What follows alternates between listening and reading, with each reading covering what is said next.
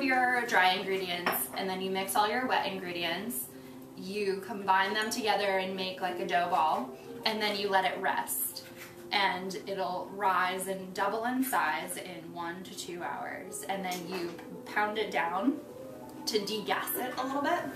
And then you shape it into baguettes or rolls or a loaf or however you want to shape it. And then you let it rise one more time and then you bake it. That's the general process.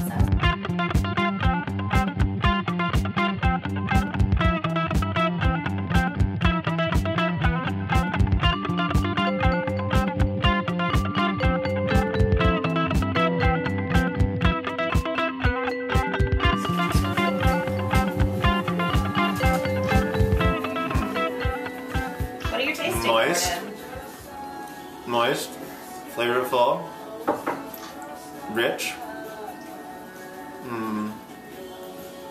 wholesome.